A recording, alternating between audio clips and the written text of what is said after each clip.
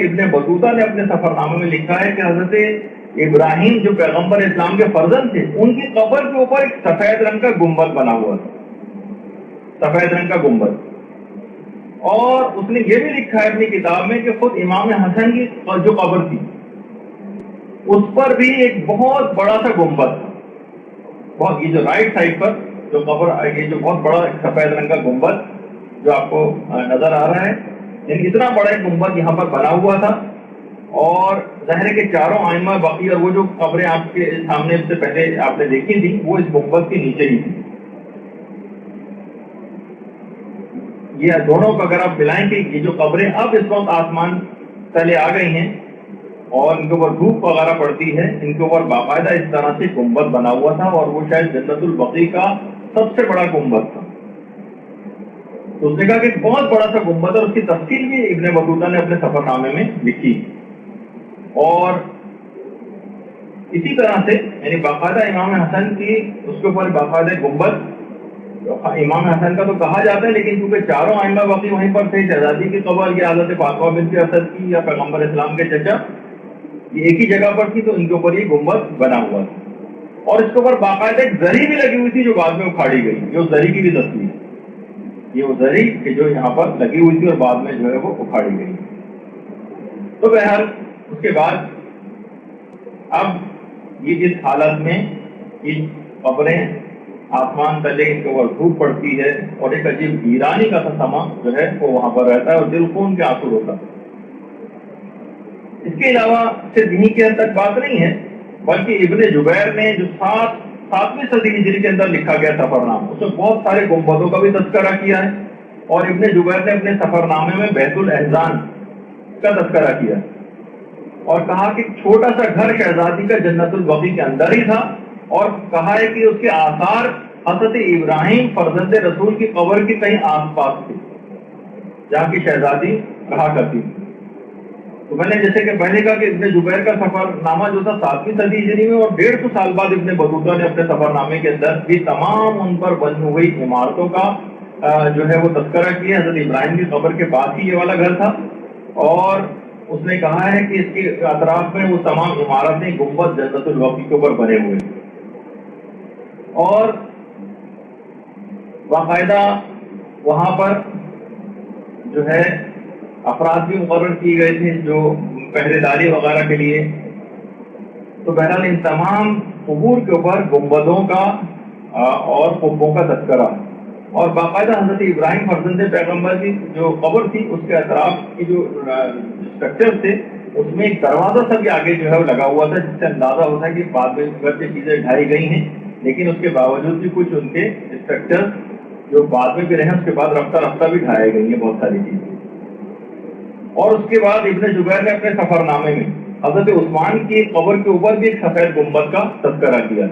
تو صرف یہی نہیں ہے بلکہ یہ عام مسلمانوں کا بھی مسئلہ ہے کہ ان کے تمام مسلمانوں کے لیے جو مختلف قابل احترام صحابہ کرام یہاں پر مدفون ہیں ان کی قبور کے اوپر بھی اس طرح سے گنبد اور قبے وغیرہ بنے ہوئے ہیں.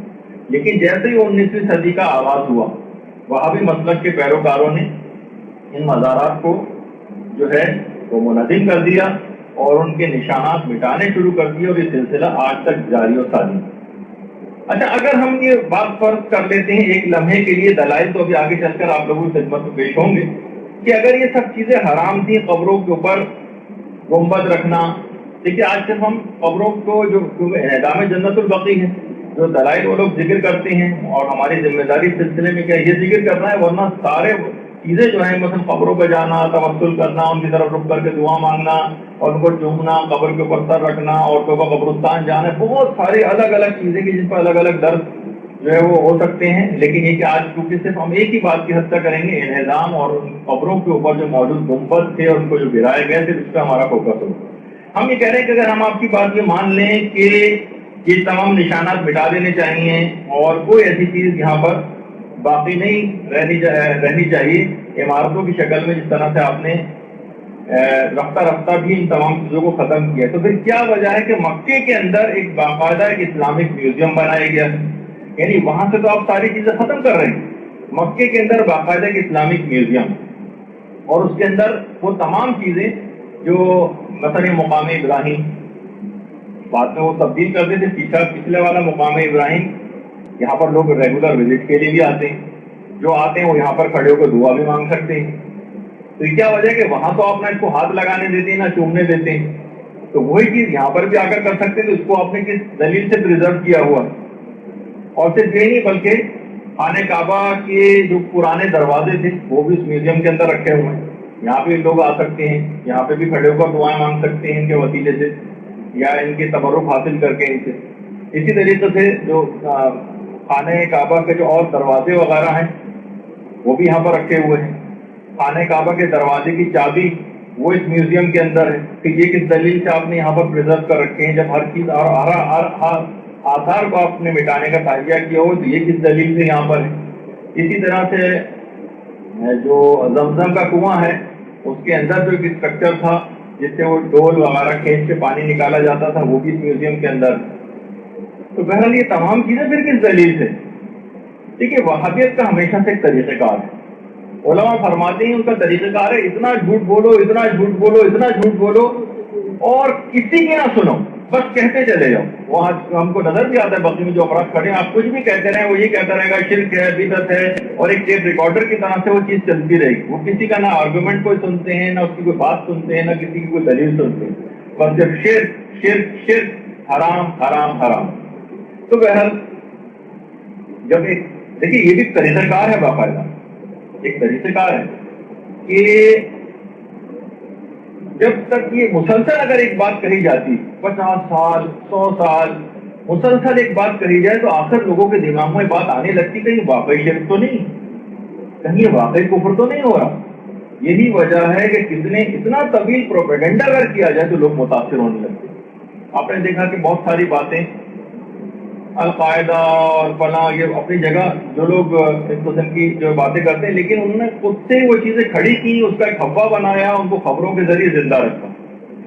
تو بہت سی چیزیں پروپیگنڈے کے ذریعے طویل پروپیگنڈا اس سے لوگ متاثر ہوتے ہیں. خود ہمارے نوجوان متاثر ہونے لگے، یہاں تک کہ اس موضوع پہ بات کرنے کی اب ضرورت پیش آنے لگی کہ ان باتوں کو دلائل سے پیش کیا جائے. خود ایک دفعہ ایک سفر زیارت میں بہت ہی مذہبی نوجوان میرے ساتھ کربلا کے سفر پورے راستے ان سے یہی بات چیت ہوتی رہی اور وہ اس بات کے قائل نہیں تھے کہ قبروں پر جا کر دعا کیوں مانگیں. امام حسین کی قبر پر جا کر بھی دعا نہیں مانگنی چاہیے بلکہ اللہ سے مانگنا چاہیے. وسیلے وغیرہ کے بھی قائل نہیں. تو آج کل کے یہ مخصوص پروپیگنڈا کے بات کہتے جاؤ کہتے جاؤ کہتے جاؤ کہتے جاؤ شرک شرک شرک حرام حرام حرام کے حد تک کے لوگوں کے دماغ میں یہ آنے لگے کہیں واقعی تو نہیں ہے ایسا. تو یہ افکار اب آ رہے ہیں. تو اب آپ کو چاہیے کہ آپ بھی دلائل سے لیس ہو جائیں اور لوگوں کو قائل کریں، جیسے میں نے ابھی کہا کہ اجر رسالت کی یہی ادائیگی. اچھا ان لوگوں نے کوئی دلائل کو دیکھ کر کوئی نظریہ نہیں بنایا بلکہ خود سے ایک انحرافی نظریہ ایجاد کیا ہے اور اس کے بعد دلائل کے سلسلے میں جعل سازی کرنی شروع کی. اچھا رسول کی بعثت سے بہت پہلے بلکہ پیدائش رسول سے پہلے دنیا کے مختلف حصوں میں انبیاء ماسلف کے مزارات تھے، ان کی قبور تھی. پیغمبر تو آخری نبی ہیں نا، اس سے پہلے پیغمبر سے کتنے انبیاء گزر چکے ہیں. نہ صرف یہ کہ ہمیشہ سے ان کی قبروں پر صاحبان موجود ہیں، ان کی قبروں پر عمارتیں بنی ہوئی ہیں، بلکہ ان کی قبروں پر گنبد بھی بنے ہوئے ہیں. مثلا جو شوش یا سوس بھی اس کو کہا جاتا ہے، شوش دانیال، یہ حضرت دانیال جو پیغمبر خدا ہے ان کی قبر ہے. یہ بہت گونج رہی ہے، آواز اس کو تھوڑا کم کریں. جو حضرت دانیال کی قبر ہے وہ یہاں پر ہے خوزستان جو ہے ایران کا، وہاں پر جو ہے گنبد اور پوری عمارت اس کے اوپر بنی ہوئی ہے اور باقاعدہ اس کے اوپر چھت بھی ہے، سائبان بھی ہے، گنبد بھی بنا ہوا ہے، قبہ بھی بنا ہوا ہے اور یہ ہمیشہ سے چلی آ رہی ہیں قبریں. اسی طریقے سے عراق میں حضرت صالح اور حضرت ہود کے مزارات ہیں. وہاں پر عراق میں ان کے اوپر بھی اگر آپ دیکھیں یہ حضرت صالح اور حضرت ہود کی قبریں جو پیغمبر خدا، اس کے اوپر چھت بھی ہے، سائبان بھی ہے، یہ تمام چیزیں. اس کے علاوہ حضرت یونس کی بھی وہاں پر مزار آج کی جو ہے مرجع خلائق ہے. اس کے علاوہ اگر اسرائیل میں ہم دیکھیں تو حضرت ابراہیم کی جو قبر ہے، حضرت ابراہیم، اس کے اوپر پوری ایک عمارت بنی ہوئی ہے، اس کے اوپر پورا ایک گنبد جو ہے وہ بنا ہوا ہے اور یہ ہمیشہ سے چلی آ رہی ہیں یہ تمام چیزیں. اس کے علاوہ خود اسرائیل میں حضرت اسحاق کی قبر بھی جو مقبوضہ اردن کا علاقہ ہے اس کے علاوہ یہ حضرت اسحاق کی قبر ہے. اس کے علاوہ یہ جو قبر ہے یہ حضرت یعقوب علیہ السلام کی قبر ہے. اور حضرت یعقوب کے ساتھ ہی یہ حضرت یوسف علیہ السلام کی بھی قبر. تو ان کے جو اجساد مطہرات حضرت موسیٰ نے مصر سے ان کے جسموں کو بیت المقدس منتقل کیا ہے، اور آج بھی ان کی قبریں مقبوضہ اردن کے علاقے کے اندر موجود ہیں. ان سب پر عمارتیں ہیں، ان سب پر گنبد. اور مکے میں حضرت اسماعیل اور حضرت ہاجرہ کی اور حضرت اسماعیل کی بیٹیوں کی قبریں ہجر اسماعیل کے اندر ہے. جو گول دیوار آپ کو نظر آ رہی ہے، اس گول دیوار میں حضرت اسماعیل کی قبر ہے، حضرت ہاجرہ کی قبر ہے، اور اس کے علاوہ حضرت اسماعیل کی بیٹیوں کی قبریں بھی اس کے نیچے خانہ کعبہ کے صحن میں. اگر یہ سب حرام تھا اور ان کے پاس کھڑے ہو کر جو ہے وہ نماز پڑھنی جائز نہ تھی، تو پھر کیا وجہ ہے کہ ان کی قبروں کا طواف بھی کیا جاتا ہے؟ یعنی وہ خود ہجر اسماعیل طواف کے اندر شامل تھے. اور جو حتیم کا علاقہ ہے، جو قبر سے بالکل سمجھے متصل علاقہ، وہیں پر کھڑے ہو کر نمازیں پڑھتے ہیں لوگ. اور بہت اتنا کمپٹیشن ہوتا ہے کہ بعض اوقات یہیں پر ہی میزاب رحمت ہے کہ لوگ اس میں داخل ہوتے ہیں تو اس کو بند کر دیتے ہیں، ورنہ لوگ ثواب کو حاصل کرنے کچل کے مر جاتے ہیں یہاں. تو پھر کیا وجہ ہے؟ کس دلیل کے ساتھ جب قبروں کے پاس کھڑے ہو کر نماز نہیں پڑھ سکتے تو ہجر اسماعیل کے پاس کھڑے ہو کر نماز کو پڑھنا کیوں حرام نہیں؟ اور اگر مساجد اور اس کے اندر قبریں جو ہیں وہ جائز نہیں ہیں، تو یہ خانہ کعبہ کا مسجد الحرام کا پورا صحن، جس کے اندر کہا جاتا ہے کہ کچھ روایتوں میں 70 اور بہت سے میں تو کئی 100 انبیاء کے قبور تک کا تذکرہ ہے اس کے نیچے. صحن کا جو مسجد الحرام کا صحن ہے خانہ کعبہ سے متصل. تو پھر یہاں پر تمام مسلمان کھڑے ہو کر کیوں نمازیں پڑھتے ہیں؟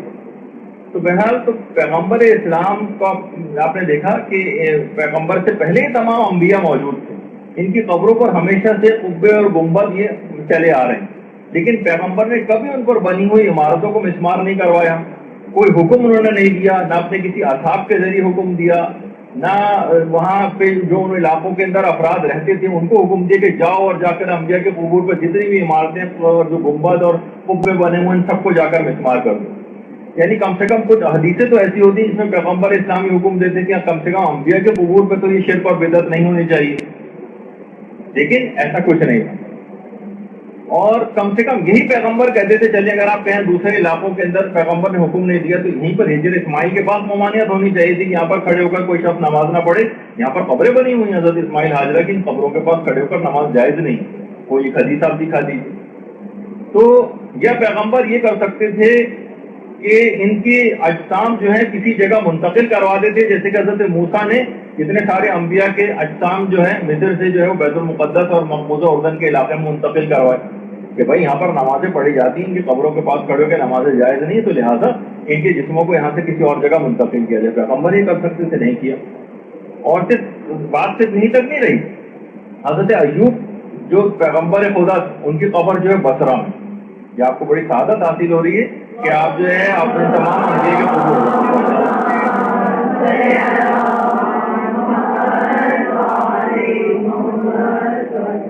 حضرت ایوب کی بصرہ میں جو ہے قبر ہے. حضرت داؤد علیہ السلام کی ان کی جو اسرائیل میں قبر ہے. ان سب کے اوپر بھی آپ دیکھیں کہ عمارتیں اور گنبد بنے ہوئے ہیں. حضرت یوشع باقاعدہ جو حضرت آدم کے بعد جو پیغمبر خدا تھے اردن میں ان کی قبر ہے. اور اس زمانے میں لگتا ہے کہ لوگوں کے جسم بہت لمبے لمبے ہوا کرتے تھے تو ان کی قبریں بھی جو ہے وہ کافی طویل اور لمبی. اردن کے علاقے میں حضرت یوشع کی قبر ہے. اس کے اوپر بھی آپ دیکھیں کہ پوری عمارت جو ہے وہ بنی ہوئی ہے.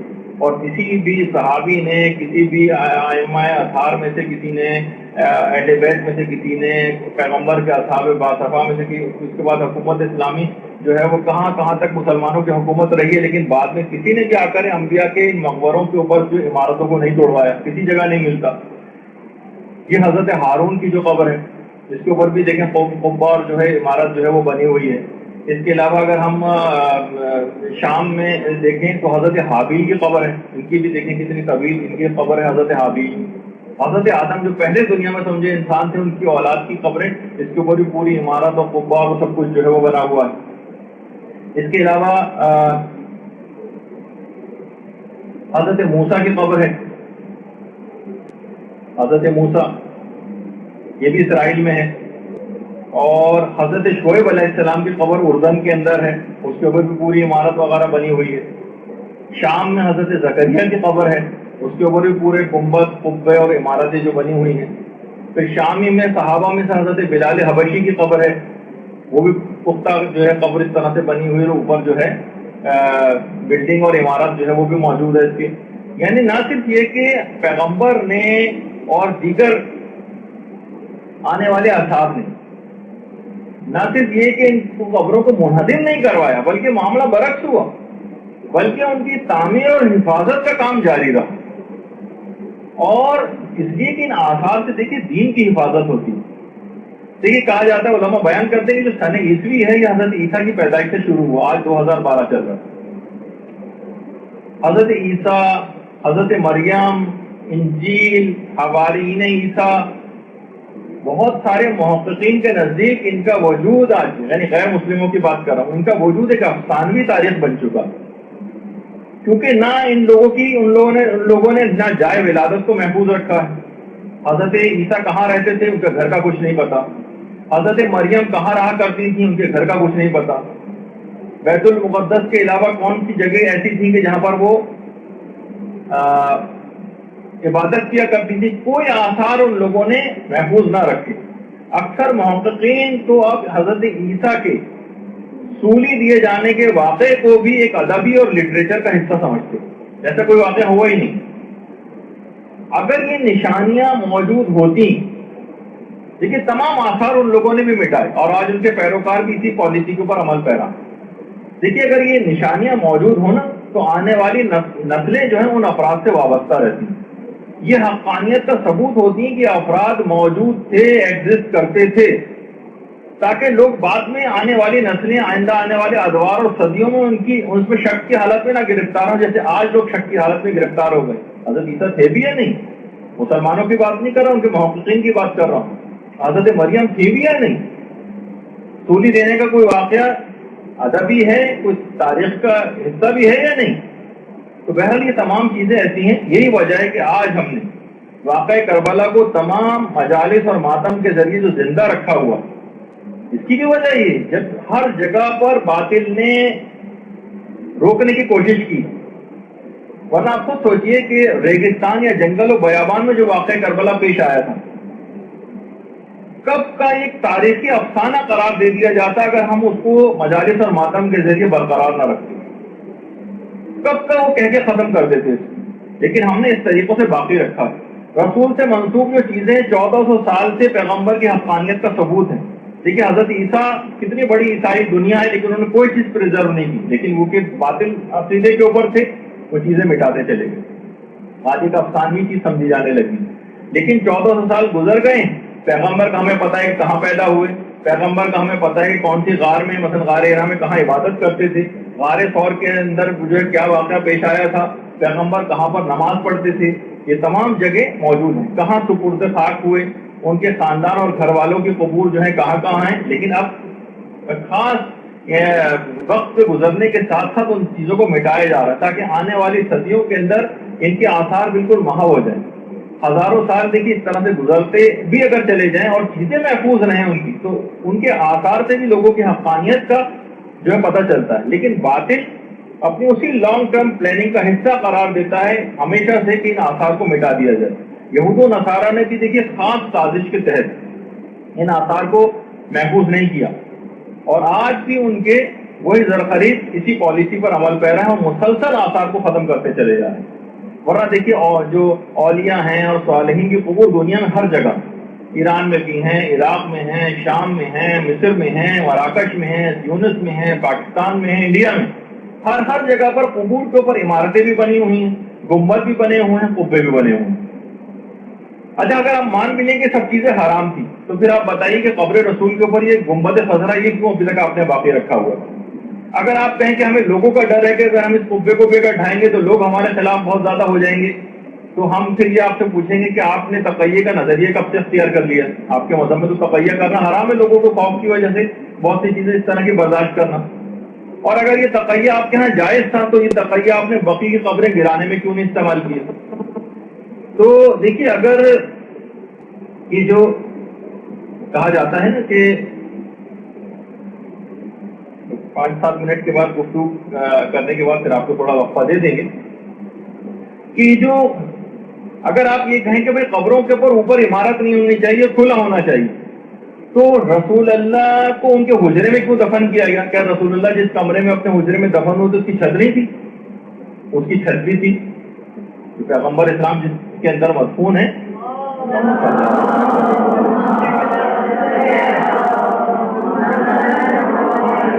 اس کی چھت بھی تھی، اس کی دیواریں بھی تھیں، اس کے اوپر عمارت بھی بنی ہوئی. پیغمبر اسی عمارت کے نیچے دفن، اور تو اسی حجرے میں وفات کے بعد پیغمبر اسلام کی بالکل قبر کے ساتھ حضرت عائشہ نے 50 سال گزارے. 50 سال. اگر اس قبر کے ساتھ کھڑے ہو کر نماز پڑھنا کسی بھی قبر کے ساتھ ممنوع ہے تو حضرت عائشہ کی نمازوں کا کیا حکم؟ آپ بتائیے. حضرت عائشہ جس حجرے کے اندر موجود تھی وہیں پر پیغمبر اسلام کی قبر، اور حجرے اس زمانے میں چھوٹے چھوٹے ہوتے تھے، قبر کے بالکل قریب بیٹھ کر نمازیں پڑھتی ہوں گی.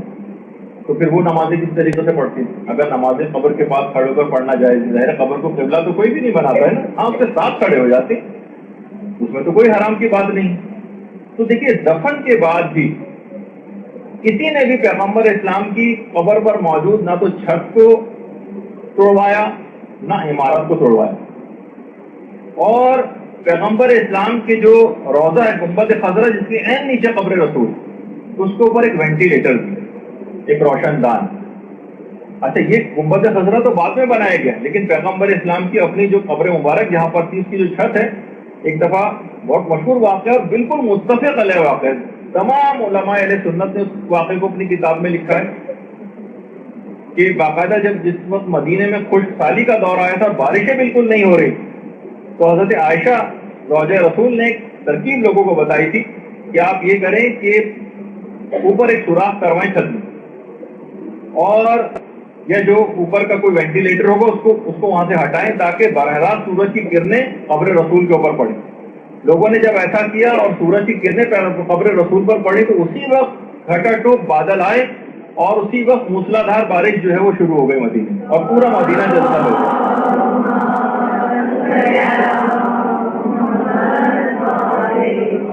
اگر قبر رسول کے اوپر کوئی عمارت جائز نہیں تھی تو پھر اس کو بھی آپ ہٹاتے، یا صحابہ میں سے ہٹاتے کہ بھائی سورج کی براہ راست نیچے قبر ہونی چاہیے اور آسمان تلے ہونی چاہیے، اس پر کوئی عمارت نہیں ہونی چاہیے. صحابہ میں سے کسی نے کیوں نہیں توڑوائی؟ بلکہ اسی چھت کے نیچے حضرت ابو بکر اور حضرت عمر کی وصیت تھی کہ ہمیں دفن کیا جائے رسول اللہ کے ساتھ. اور صرف یہی نہیں بلکہ ہر زمانے میں پیغمبر اسلام کے روضے کی تعمیراتی سرگرمیاں بھی جاری رہی. بنو امیہ اور بنو عباس کے ادوار بھی بعد میں آئے اور انہوں نے قبروں کے اوپر گنبد وغیرہ بھی تعمیر کروائے، اور اس زمانے سے لے کر آج تک ان تمام روضہ رسول پر بھی اور تمام جو مسجد نبوی ہے اور روضہ رسول میں تزئین و آرائش کا کام لیا جاتا ہے، اس کے لیے ماہرین کی خدمات بھی حاصل کی جاتی ہیں. اور باقاعدہ کتاب الاطہار میں امام ابو حنیفہ کے حوالے سے کہ ان کو استاد حماد نے بتایا تھا کہ کچھ لوگوں نے باقاعدہ پیغمبر اسلام اور حضرت ابو بکر و عمر کی قبور کو دیکھا ہے، یعنی براہ راست اپنی آنکھوں سے دیکھا تھا، اور وہ فرماتے ہیں کہ قبر پر واضح ایک ابھار تھا جسے ایک چھوٹا سا گنبد کہہ سکتے ہیں. اور باقاعدہ کتابوں کے اندر باقاعدہ وہ تمام امام ابو حنیفہ سے اور ان کے استاد حماد سے وہ پوری وہ چیزیں نقل کی گئی ہیں کہ ان کی قبر کس طرح کی تھی جنہوں نے اپنی آنکھوں سے قبر رسول کو دیکھا ہے. تو بہرحال یہ آپ دیکھیں کہ خود امام اعظم ابو حنیفہ جو تھے ہمارے برادران اہل سنت کے بڑی عوام جن کی تقلید آج کل کرتی ہے، 150 ہجری میں تو ان کی پیدائش ہوئی. ان کے استاد سے جنہوں نے وہ بات بیان کی، استاد حماد کم سے کم 30 سال تو بڑے تھے امام ابو حنیفہ سے. اور دیکھیے اور 60 ہجری میں واقع کربلا ہوا ہے، 150 ہجری میں امام ابو حنیفہ کی پیدائش ہوئی، وہ 30 سال بڑے تھے تو 120 ہجری کا واقعہ ہوگا، یعنی 60 سال گزرے ہوں گے صرف واقعہ کربلا. اس وقت انہوں نے اپنی آنکھوں سے پیغمبر کی قبر پہ دیکھا کہ اس کے اوپر واضح طور پر وہ ابھار تھا جسے چھوٹا سا گنبد بھی کہا جا سکتا ہے. تو تابعین اور تبع تابعین کے ادوار بھی موجود رہے، اس وقت اس قبر پہ اتنا ابھار انہوں نے کیوں باقی رکھا؟ دیکھیے وہابی حضرات کہتے ہیں قبروں کو منہدم کر کے زمین بوس اور بالکل فلیٹ کر دینا چاہیے، تو وہ ابھار کیوں باقی رکھا گیا؟ اچھا پیغمبر اسلام اور خلفائے دوم اور خلیفہ اول جو تھے ان کی قبور پر بھی اتنی ابری ہوئی تھی زمین، تو بعد میں کسی بھی صحابی نے یا اہل بیت میں سے کسی نے کیوں اس کو بلڈوز نہیں کروایا، کیوں اس پر بیلچے نہیں جلوائے، کیوں اس کو زمین بوس نہیں کیا؟ کیونکہ وہاں کی آخر چھت اور دیواریں جو ہے نہیں گرائی۔ اور ایک بات کو وہ اور بیس بناتے ہیں جو صحیح مسلم کی ایک روایت ہے کہ پیغمبر اسلام نے قبروں کے اوپر بیٹھنے سے اور اس کے اوپر کچھ بنانے سے منع کیا، قبروں کے اوپر بیٹھنے سے اور اس پر کچھ بنانے سے منع کیے۔ تو ہم کہتے ہیں قبروں کے اوپر بیٹھنا تو ظاہر منع کراہیت بھی ہے، لیکن اس میں قبروں کے اطراف میں بیٹھنے کا تذکرہ نہیں ہے۔ یہ تو نہیں ہے روایت کے اندر کہ قبروں کے اطراف میں بھی نہ بیٹھو، قبر کے اوپر بیٹھنا منع، ورنہ حضرت عائشہ 50 سال تک کیوں قبر رسول کے پاس بیٹھے تھے؟ اچھا مسلمان ہجر اسماعیل کے پاس جو بھی آپ نے دیکھا تھا تصویر میں، کیوں بیٹھتے ہیں اور وہاں پر نمازیں ادا کرتے ہیں؟ اور جہاں تک رہا قبر کے اوپر بیٹھنے کا، وہ تو آج تک ہم نے کبھی کسی پاگل کو بھی قبر کے اوپر بیٹھے نہیں دیکھا، تو اس کی تو بات چھوڑ دی۔ اچھا گنبد اور قبے ہمیشہ اطراف قبر میں بنائے جاتے ہیں، قبر کے اوپر نہیں بنائے جاتے۔ دیکھیے کون سی چیز پیغمبر نے منع کی، اس زمانے میں بھی رائج تھا، آج بھی یہود و نصارہ کے اندر ایک چیز رائج ہے، وہ قبروں کے اوپر عمارت بناتے ہیں، اوپر مثلا اس طرح یہ قبر ہے نیچے، اس کے اوپر انہوں نے ایک چیز بنا دی، یہ قبر ہے اس کے اوپر انہوں نے اسٹرکچر، قبر کے اوپر اسٹرکچر بنایا، یہ قبر ہے اس کے اوپر ایک جو ہے ایک اسٹرکچر بنا دی، قبر کے اوپر یہ قبر ہے اس کے اوپر ایک اسٹرکچر بنایا، یہ قبر ہے اس کے اوپر ایک اسٹرکچر، یہ جب سے ان کے اندر رائج ہے، اس زمانے میں بھی سلسلہ تھا، تو پیغمبر نے قبروں کے اوپر کوئی عمارت بنانے سے منع کیا، اطراف میں عمارت بنانے سے منع نہیں کیا، جیسے کہ آپ ان تمام تصویروں کے اندر دیکھ رہے ہیں۔ یعنی بلڈنگ اوور دا گریو یہ الگ چیز ہے اور بلڈنگ اراؤنڈ دا گریو یہ الگ چیز ہے، اوور اور اراؤنڈ کا فرق۔ اطراف قبر میں بلڈنگ بنانا اس کی ممانعت نہیں، قبر کے اوپر بنانے کی ممانعت ہے۔ تو یہ دماغ میں چیز رہے۔ اور دیکھیے یہ جو روضے ہیں اور یہ جو عمارتیں ہیں یہ عبادت خدا کے لیے ہوتی ہیں، وہاں موجود مکانات ان عبادت کرنے والوں کے لیے فلاح اور سہولت کے لیے بنائے جاتے ہیں تاکہ وہ سکون سے عبادت کر سکیں۔ وہاں پہ کوئی مردوں کو پوجنے کے لیے نہیں آتا ہے، کوئی ان کی قبروں کو قبلہ بنا کر اس کی طرف رخ کر کے نمازیں نہیں پڑھتا ہے، بلکہ روزوں کی شان و شوکت بڑھائی جاتی ہے۔ خود سعودی عرب میں مسجد نبوی کی شان و شوکت بڑھانے کے لیے کتنے اقدامات کیے گئے، خود جو ہے روضہ رسول کی شان و شوکت کی ہر وقت پالش ہو رہی ہے، ہر وقت نقش و نگار مثلاً جو وہاں پر بنائے جا رہے ہیں، ہر وقت صفائی ہو رہی ہے، سونے کا کام کیا جا رہا ہے، اس کو زیادہ سے زیادہ جو ہے پرشکو اور خوبصورت بنانے کے اقدامات کیے جا رہے ہیں۔ تو یہ کام تو سب آپ خود بھی کر رہے ہیں، تو یہاں پہ قبریں تو بنی ہوئی نا، اس کی تزئین و آرائش، اس کے بلڈنگ، اس کے لیے ماہرین کی خدمات، یہ سب آپ خود بھی کر رہے ہیں، تو پھر دوسروں کو فقط کافر و مشرک کیوں قرار دیتے ہیں؟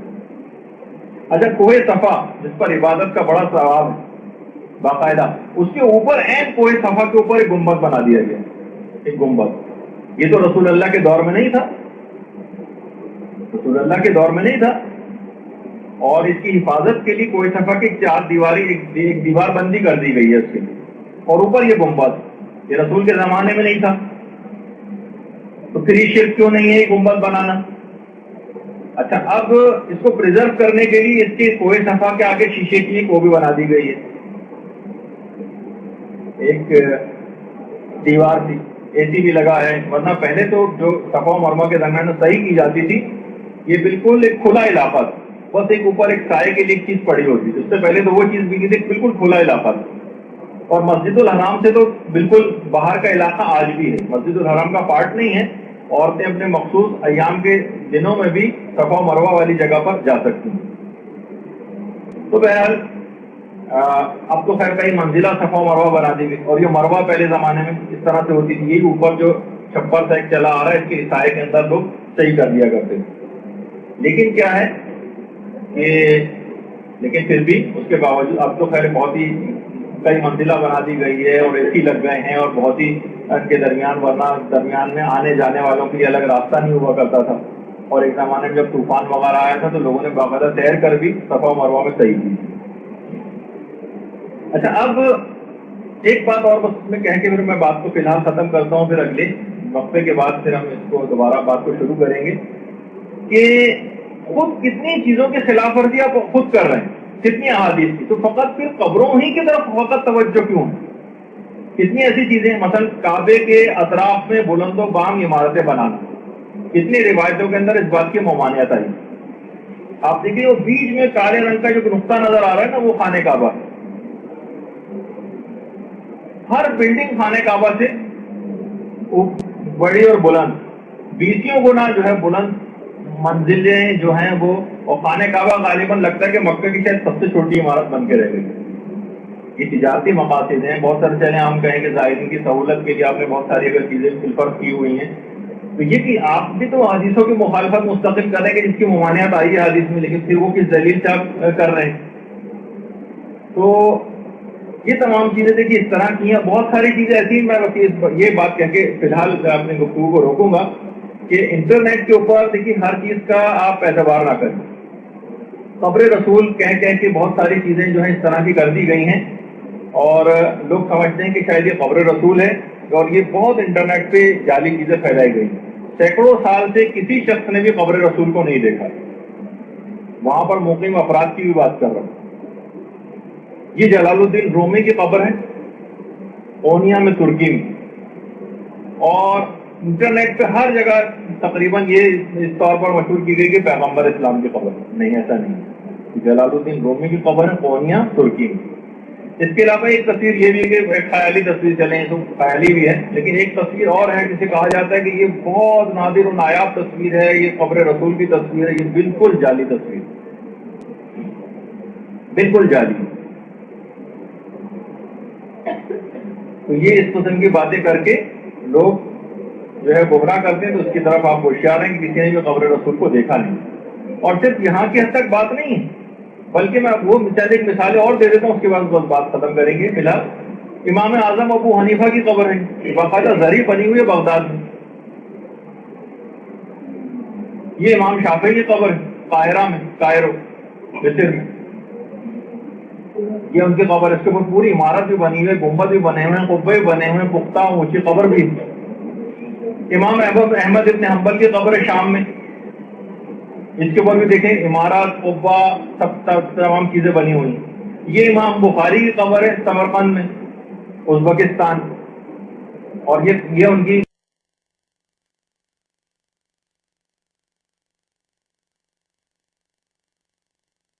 اور صرف یہاں کی حد تک بات نہیں ہے، بلکہ میں وہ ایک مثالیں اور دے دیتا ہوں، اس کے بعد بات ختم کریں گے۔ فی الحال امام اعظم ابو حنیفہ کی قبر ہے، باقاعدہ زری بنی ہوئی ہے بغداد میں۔ یہ امام شافعی کی قبر ہے قاہرہ میں، کائرو مصر میں، یہ ان کی قبر، اس کے اوپر پوری عمارت بھی بنی ہوئی ہے، گنبد بھی بنے ہوئے ہیں، قبے بھی بنے ہوئے ہیں، پختہ اونچی قبر بھی۔ امام احمد ابن حنبل کی قبر ہے شام، اس کے اوپر بھی دیکھیں عمارات، قبہ، سب تمام چیزیں بنی ہوئی ہیں۔ یہ امام بخاری کی قبر ہے سمرقند میں، ازبکستان، اور یہ ان کی براہ راست اوپر تو دیکھیں قبہ اور وہ بلڈنگ بنی ہوئی کتنی بڑی، اور یہ ان کی قبر ہے کتنی اونچی اور بڑی۔ ابن تیمیہ کی قبر ہے، جو کہ اس وقت وہابیت کی سارے جو عقائد ہیں وہابیوں کے وہ ابن تیمیہ سے لیے ہوئے انہوں نے۔ یہ جنید بغدادی کی قبر ہے، اس کے اوپر ہی عمارات، قبہ، اتنی بڑی ذریعہ سب کچھ بنا ہوا ہے۔ ان کو کیوں نہیں آپ ڈھاتے اور ختم کرتے ہیں؟ آپ کی تو تمام ریاستیں اس کے اندر آپ لوگوں کی وہ ہے اثر رسوخ ہے، ان تمام جگہوں پہ بھی ختم کروائی اور ڈھائی، اور وہی جنت البقیع والا اثر، خدا نہ خواستہ ان تمام قبور کا بھی جو آپ کو کرنا چاہیے۔ اسی طریقے سے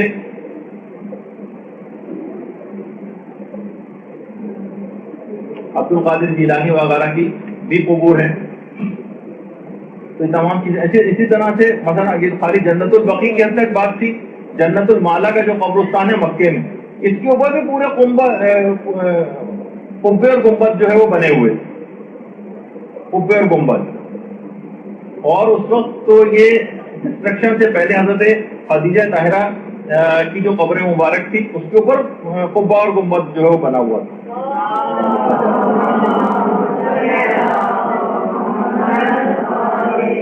جنت المالا کے قبرستان اوپر سے نہ صرف کہ وہ گنبد بھی وہاں سے توڑے گئے بلکہ اس کے بعد پھر اس طرح کی قبر ہو گئی. اور اس پہ بھی کچھ مومنین وہاں پر جاتے تھے, انہوں نے ہاتھ سے نشان کو باقی رکھنے کے لیے وہاں پر نام وغیرہ بھی لکھ دیا تھا انہوں نے. لیکن اب تو وہاں جانا بھی تقریباً بالکل بند ہو گیا. یہ حضرت خدیجہ طاہرہ کی قبر اس طرح سے کتنے برے حال میں جو ہے وہ وہاں پر رکھی گئی. پھر اس کے بعد تھوڑی سی بہت صفائی کروا کے اب اور نشان کو کم سے کم کرتے چلے جائے. پہلے تو آپ نے وہ دیکھا, اس کے بعد پھر حضرت عبد المطلب اور حضرت ابو طالب علیہ الصلوۃ والسلام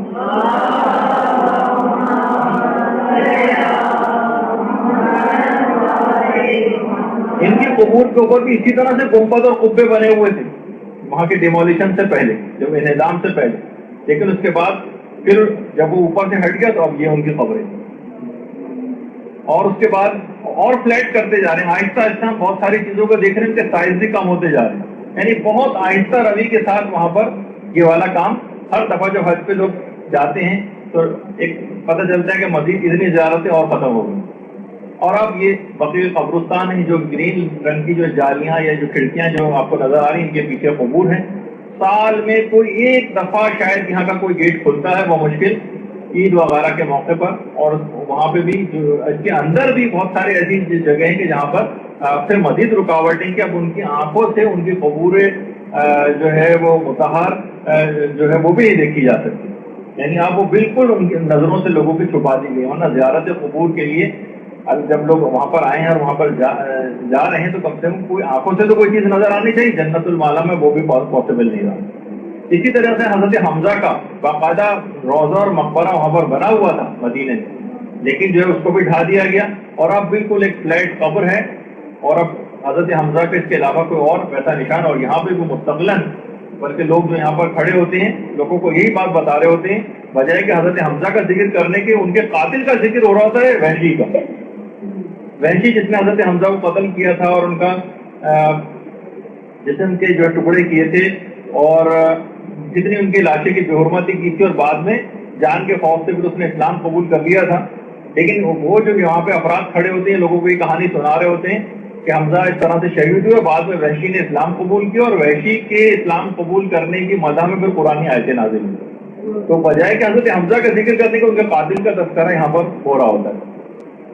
اور اب بہت ساری نگاہیں پیغمبر اسلام جس جگہ پر پیدا ہوئے تھے, یہ سامنے لائبریری ایک آپ کی ہے, یہ جو گراؤنڈ فلور پہ آپ کو جو نظر آ رہی ہے, یہ پیغمبر اسلام جس جگہ پر پیدا ہوئے یہ پیغمبر اسلام کی ولادت گاہ ہے.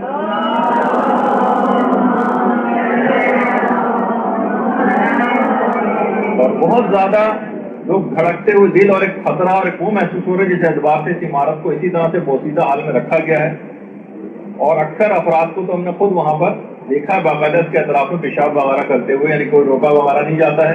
اور جو حال اس کا وہاں پر رواج کے ساتھ رکھا ہوا ہے کہ کہیں ایسا نہ ہو خدا نہ خواستہ کہ اس کو بھی ڈیمولش کر دیا جائے. بہرحال اس کو لائبریری بنا دیا گیا اور لائبریری کبھی کھلتی بھی اب ہم نہیں دیکھتے اور وہ مستقلاً بند رہتی. اس کے قریب جائیں گے تو اس کو ہاتھ واتھ لگانے کو بھی اکثر اگر وہ دیکھ لیں تو اس کو بھی جو ہے وہ منع کرتے ہیں. اور خود ان کی اپنے قبور دیکھ لیں, خود آپ یو ای وغیرہ کے اندر دیکھیں کہ زید بن سلطان النہیان جو ان کی بڑی بڑی خبریں اور سب کچھ بنی ہوئی ہیں, لوگ ان کے پاس آتے ہیں. تو بہرحال یہ تمام چیزیں ایسی ہیں کہ یہ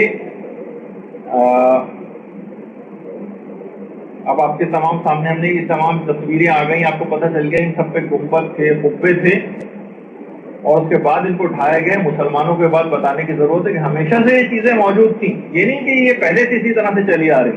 اس سلسلے میں ایک ذمہ داری کا تذکرہ ہم آگے چل کر کریں گے.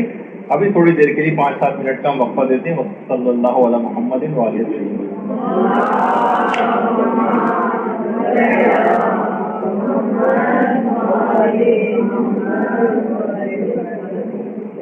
شاعر جو ہے نا یہ شاعرہ کی جمع جس کے معنی علامت اور نشانی کے ہوتے ہیں. یہی وجہ ہے کہ صفا و مروہ کو سورہ بقرہ کی آیت نمبر 158 میں شاعر خدا کہا گیا. ان الصفا والمروہ من شعائر اللہ. اور اس کے علاوہ سورہ حج میں وہ اونٹ جو قربانی کے لیے مینا جاتے ہیں ان کو بھی شاعر خدا کہا گیا. وَالْبُدْنَا جَعَلْنَاهَا لَكُم مِّن شَعَائِرِ اللَّهِ.